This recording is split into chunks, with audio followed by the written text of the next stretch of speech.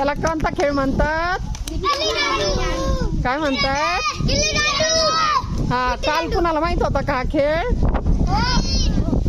कुणाला माहित नव्हता विट्टी दांडू? नाही ना, तुला एकट्यालाच माहित होतं, बाकी कुणालाच माहित नव्हतं ना विट्टी दांडू कसा खेळतात, कसा असतो. याला काय म्हणतात?